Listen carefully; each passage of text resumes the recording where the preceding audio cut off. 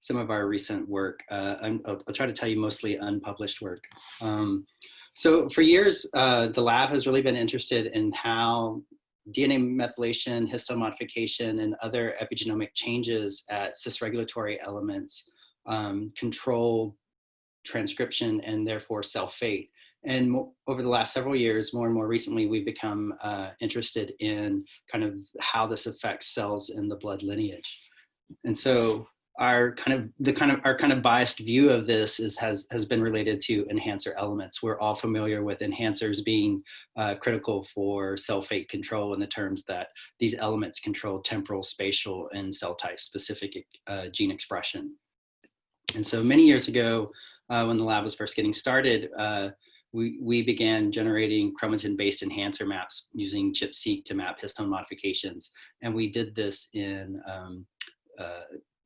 different T cells differentiated from naive progenitors in the human system.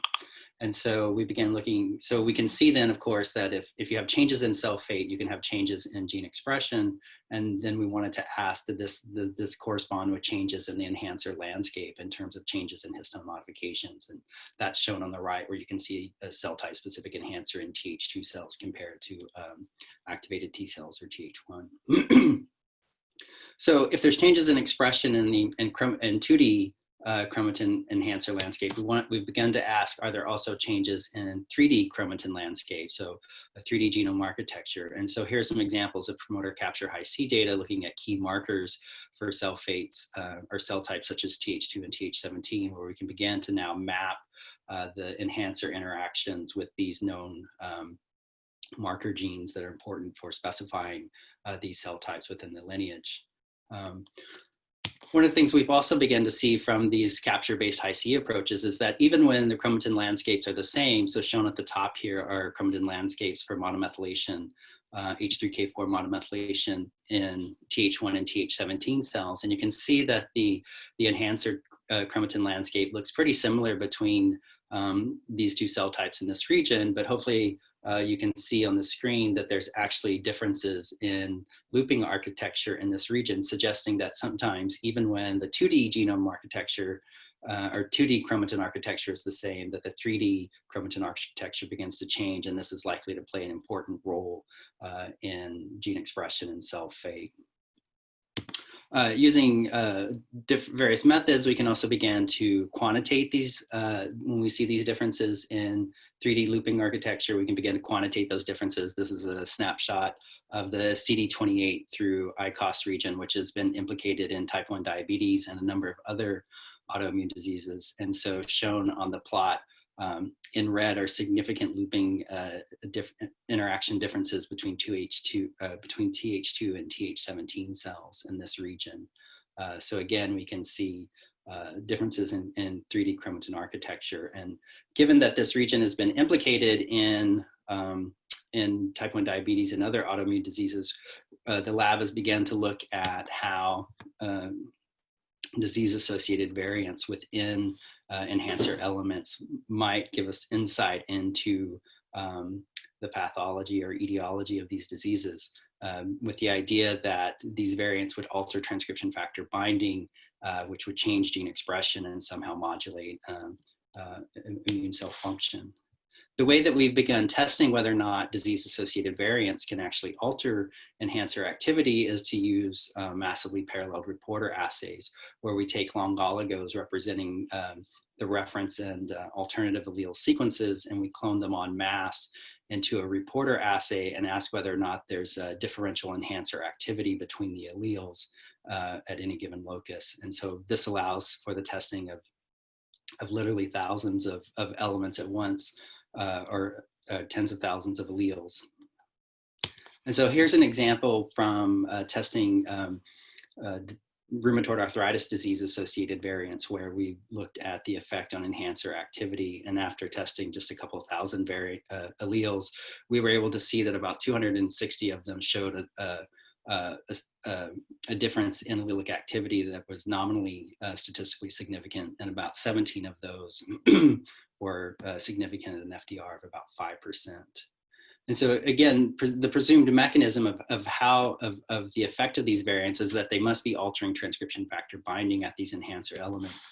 And we've been able to show that using DNA affinity purification assays that in a number of disease-associated variants, we've been able to show that in these assays that the transcription factors binding is indeed disrupted, as indicated by the lack of binding on oligos in the DAPA assay. Of course, this is a pretty low throughput approach, and so what we next tried to do is to leverage a number of existing computational tools that will actually predict whether or not a variant has an effect on transcription factor binding. And so here's an example from just two tools that we've tried recently, Perfectos and HaploReg, that will predict whether or not the variant in a transcription factor binding site alters TF binding. And what we actually see is that there's actually pretty good correlation between these computational methods and our massively paralleled reporter assays with regards to binding affinity and the effect of the variant on the enhancer activity. Primarily in the sense that if the disease-associated variant is weakening MPRA activity or weakening the enhancer, then there was often a prediction that that variant would reduce transcription factor binding. Or in 30% of the examples, we actually saw that the disease-associated variant increased enhancer activity. And then so these computational methods are also able to largely predict that there would be an increase in transcription factor binding for specific transcription factors due to that variant. So once we've been able to identify enhancers with disease-associated variants that are disrupting the enhancer's activity, of course, what our clinical collaborators would really like to know is what are the genes that these enhancers are regulating, that's really going to begin to give us the insight into the disease. And so since we had done these reporter assays in activated primary human CD4 positive T cells, we actually leveraged existing data from those cell types from the Blueprint Consortium, and we were able to identify target genes for a number of these enhancers that we were able to verify as having an effect on function. So if the variant is altering the activity and we know the target gene, we can begin to ask what's the effect of genotype on the expression of those genes. And so here's an example where an enhancer in this particular locus seems to interact with a number of different genes, and many of those genes show a statistically significant change in their gene expression in a cohort of healthy control and RA donors, and that data is made available to us from our collaborator Jane Buckner at the Benaroya Research Institute. Excuse me. And the genes that are interacting with it in these regions have been implicated in rheumatoid arthritis, which is the example study I'm showing you. All right, so for enhancers, we've hopefully showed you a couple of kind of illustrative examples of how they can exhibit cell type specific 2D and 3D chromatin architecture, which is likely key for cell fate, and that variants in these regions are enriched at enhancers, which is not something that's novel. I think this is obviously, well accepted at this point. And then we've been trying to use these high throughput functional tests to validate a Allelic effect on enhancer variants. And by identifying them, these are potentially causal variants for autoimmunity. And 3D genome architecture is providing us some insight into the genes that might be misregulated in various autoimmune diseases. And I didn't have a chance to talk about it, but using genotype information from the donor cohorts, we've been able to see that there are combinations of common variants at enhancers that are specific to the RA individuals that we think is kind of key for understanding these complex diseases. So in addition to enhancers controlling cell fate and potentially contributing to disease, there's a number of other cis-regulatory elements, and often these largely go unignored. And so in the last several years, in addition to studying enhancers, our lab has become more and more interested in trying to identify silencer elements in the human genome. And so, of course, in the blood lineage, there are some wonderful examples of silencers controlling cell fate, going back to a seminal paper from Dan Littman's lab that showed that in double positive CD4, CD8 T cells that a silencer silences CD4 expression, and this leads to CD8 positive T cells. And then, of course, there's several well-known examples in terms of controlling cell fate. So this is, again, the blood lineage is a great place to begin to understand how cis-regulatory elements can contribute to this process. And the way that these silencer mechanisms work is really assumed to be and shown to be very similar to that of how we think about enhancer elements, that there's a distal regulatory element, and in this case, for the silencer, it's now bound by a transcriptional repressor, and this recruits co-repressor complexes that are looped in, and now these complexes can interact with the gene promoter and help to turn genes off, or at least turn, or potentially even turn gene expression down. So how can we go about identifying these silencer elements in the genome? Well, if you just look at combinations of chromatin-based data in the browser, you can start to get an idea. So, for example, you can see in the top track in black that there's a number of regions of open chromatin as indicated by ATAC-seq. And then you can see that none of these ATAC-seq peaks contain kind of the canonical enhancer modifications such as H3K4 monomethylation or K27 acetylation. But you can see that the promoter is marked, but the gene is not expressed. There's no RNA being expressed in this region. And you can also see these distant regions of open chromatin are looping in to interact with this gene that is turned off. And so we've deemed these open chromatin regions that don't have histone marks or aren't known to be bound by CTCF as uncharacterized cis-regulatory elements.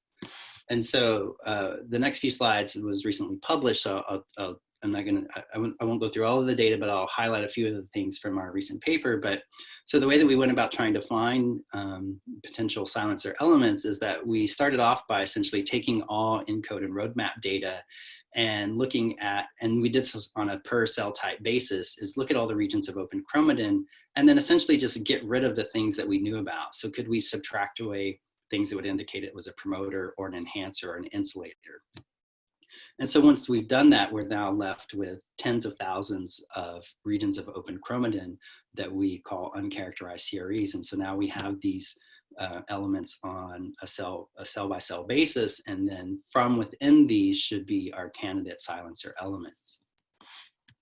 So to get one step closer to identifying silencers, we returned to massively paralleled reporter assays again, where we synthesized oligos representing these, the uncharacterized CRE sequence, and we cloned them into the reporter assay. And this time what we're looking for is a repression of the reporter construct. And so from the MPRA, we tested about 7,400 elements in K562 cells, and we found about 3,000 of those we could actually validate by this approach. So giving us pretty good confidence that we're able to find silencer elements in the human genome.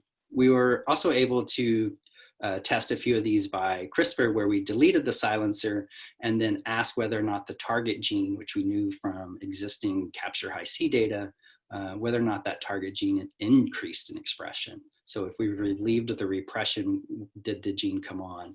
And in several of the instances that we tested, that indeed did happen. All right, so now that we had functional data, could we leverage this to better predict silencers? And so to do so, we actually used an SVM model that was developed by Michael Beer's lab, the GAPT-Kamer SVM.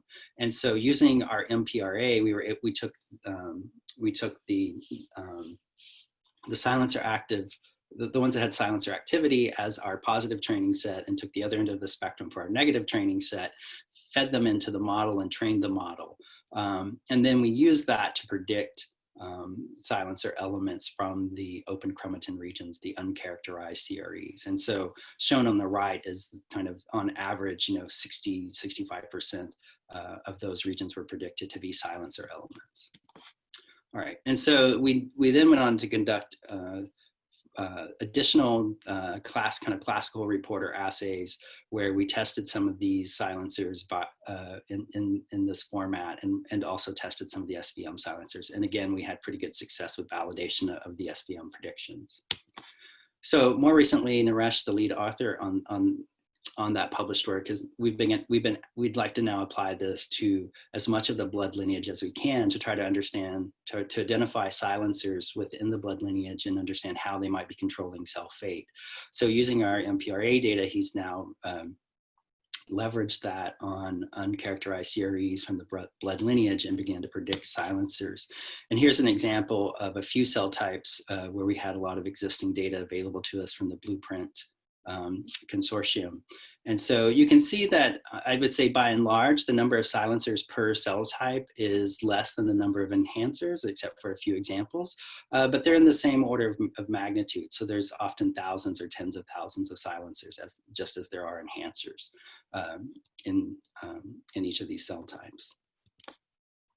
And so again, it's kind of just as proof of principle that we are in finding silencers, is that these silencers should be interacting with genes that are repressed. And so if we identify the target genes for the silencers that we predicted using promoter capture high C data available from the Fraser lab from the Blueprint consortium, and then we compare that expression to enhancer data where enhancers are defined as regions marked by H3K27 acetylation plus H3K4 monomethylation, what we can see is that, again, on average, about 60% or so of the predicted silencers are interacting with genes that are off, and that there's a significant difference in their expression compared to enhancer gene expression target genes. So again, giving us pretty good confidence in our predictions for silencers. Going back to this idea of what drives cell fate is we began looking also at cellular specificity. And so essentially, do we see evidence of whether or not the silencer versus the enhancers in these cell types are potentially utilized in other cell types in the blood lineage that we're comparing? And this was, I think, actually a little bit surprising to me, at least, because again, we often think of enhancers as kind of, it's the cellular specificity potentially of those enhancers that drive cell fate. But what we see is when we compare enhancers across cell types in the blood lineage is that enhancers are often reutilized in other cell types in the blood lineage. But when we looked at our silencer predictions, we kind of saw the opposite, where most of the silencer elements were unique to a particular cell type. And so this tells us that these can be important elements for specifying cell fate. And we can also see that the same example of driving cell fate based on their regulatory looping interactions. So in the original Javieri paper, they showed that you could take all looping interactions and use that 3D chromatin architecture to predict cell fate. And so again, we divided those loops into enhancer loops and silencer loops, and we get virtually identical tree structures for identifying cell fate.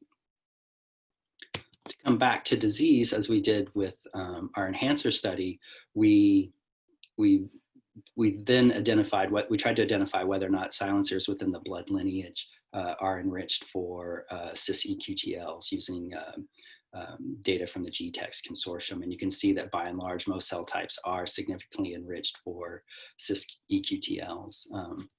And so from our previous study, we had also done this analysis across the ENCODE and roadmap cell lines. And what we could see is that actually not just eQTLs, but disease-associated SNPs are also enriched at silencer elements. And this may not be that surprising because open chromatin regions in general have already been shown to be enriched for disease-associated variants. But we thought the biology of it was important in that how we interpret the effect of those variants. If the variant is at an enhancer, it may have a different effect on gene expression as opposed to a variant that's at a silencer element. And from the blood cells that were available to us at the time, we could see that in these blood cells, predicted silencers, that indeed there's an enrichment for a large number of blood and autoimmune disease-associated variants within these elements, suggesting that's another means for these cis-regulatory non-coding variants to contribute to disease. All right. So with regards to silencer elements, I'll just say that not all open chromatin peaks are enhancers, and that we've predicted now over 1 million silencers in the human genome, and we've used 3D genome architecture. I didn't show this data you can find it in the paper, but we've also shown that using ChIP-seq data in the respective cell type for known transcriptional repressors, that there's an enrichment of transcription factor localization at these predicted silencers. And then we've tried to use additional functional measurements such as our massively paralleled reporter assay and Cas9 editing to support our silencer predictions. I didn't think I was going to have time. Looks like I took these slides out because I thought I was going to run long, but we've also seen that about 10% of human silencers in the human and mouse genome have a dual function as enhancers. And this is, again, well documented in a number of kind of key examples in the blood lineage, for example, where you can see switching of transcription factors at elements. So for example, switching between GATA1 and GATA2 binding at regulatory elements as cells differentiate has been shown to be associated with whether or not that distal element acted as an enhancer versus acted as a silencer. So in a limited number of examples, these distal elements are neither one or the other. They're simply a distal cis-regulatory element, and their function is really presumably determined by the transcription factor that's bound to that. To investigate that further, we've actually now been looking at deeply sequenced footprinting data so that we can actually identify the exact factors that are bound under the enhancer state versus the silencer state. And hopefully the data we've shown you has convinced you that silencers, just like enhancers, are likely key drivers of cell fate, and that SNPs in these regions should probably be interpreted a little differently from those that are at enhancers. So with that, I will just finish by, I want to thank the lab. Naresh has really led the silencer element, and Jay and Arpit have been conducting the massively parallel reporter assays and 3D genome architecture data. And I showed some additional data from Elia, a student in the lab who's been working in that area. And so with that, I would just like to thank my collaborators and take any questions. All right, thanks a lot. Thank you, David. Great talk. So we have this functionality that panelists cannot post on the QA apparently. So Jane Scott has a question for you. I will just say it out loud, and then we'll try to post it on the QA. I have a follow-up question on that as well. So the question is, do you know if silencers and enhancers can exchange function depending on the TF that is binding to those locations? Yeah, so that's what I actually I took those slides out, but we have now quite a bit of data that shows that so in some cell types, so again, this is based on chromatin architecture data, that we predicted a silencer in one cell type, and when we look at another cell type, that's exact cis-regulatory element has chromatin features of an enhancer. So it has H3K4 monomethylation and K27 acetylation. And so that tells us that these elements are switching. It is a limited number of the elements. I think it's around 10% in what we published recently, and I think that number holds up to be true in our recent analysis of the blood lineage. And from the footprinting data, there's kind of two things that come out of that. So leveraging deeply sequenced DNase data, we can actually identify specific transcription factor binding site footprints. So we're not just relying on motifs. And so we see then that there are distinct changes in the footprinting when we compare the two cell types. So if you look at the exact same regulatory element under the enhancer condition and the silencer condition, you will see differential footprinting in the region, indicating that there's differences in transcription factor binding. The other thing that it seems to be generalizable across that was that in the enhancer state, there tends to be far more transcription factors bound to the cis-regulatory element than in the silencer state. And to me, that seemed to make sense. I mean, even from crystal structures of the enhanceosome, right? We know that 10, 12 transcription factors can be bound to that enhancer simultaneously. But in silencers, maybe it only takes a couple of transcriptional repressors to turn the gene off. And maybe there's an additive or cumulative effect in the activating state for the transcription factors in terms of what the actual activity of that enhancer is. And so to me, it seems to make sense that there might be differences in transcription factor binding in terms of the total number of factors bound between the activating state versus the repressive state. these elements. So that follow-up, I guess, on that is that if that's the idea that the silencers tend to be more, cleaner in terms of what's binding, wouldn't you expect to have stronger eQTL effects on their silencers compared to enhancers for a given cell type?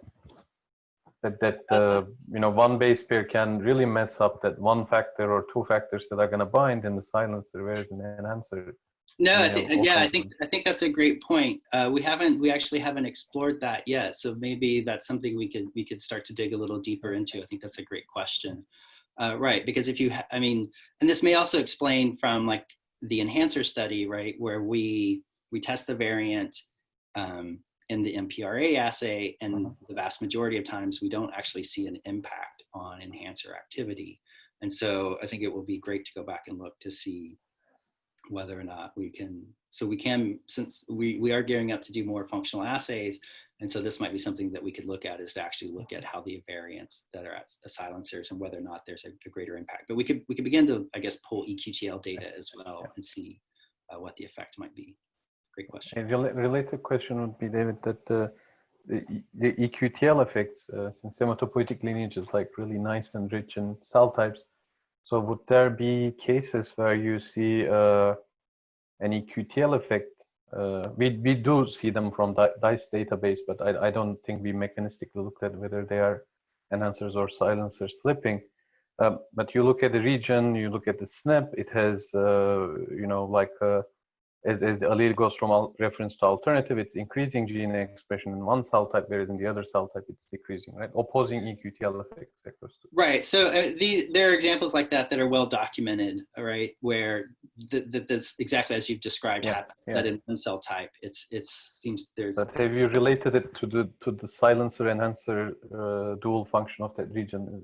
No, examples haven't. are okay. Yeah, so I think we haven't created a list yet of which eQTLs have kind of this dual activity, but that would be a great way of kind of validating this idea of which ones of these elements have this kind of dual specificity.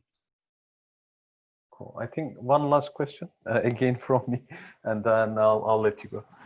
So in terms of functional validations, I think one interesting thing to do, you probably thought about it or have been doing it, is trying to target since they are open chromatin, right? They have the potential to become enhancers again.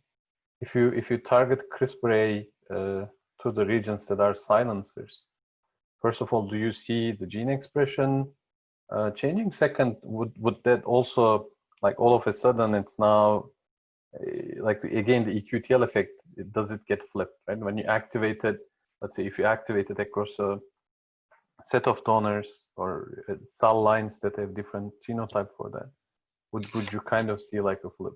I know it's too much, and I'm not the reviewer of any of your papers, so no, that's a good question. Actually, a postdoc in the lab has played around with this a little bit, where he's began trying to target CRISPR-A with the idea of, could we at least, you could validate, if nothing else, you can also validate that it's interacting with a specific target gene, right? Because now you could activate the gene and turn it on, right?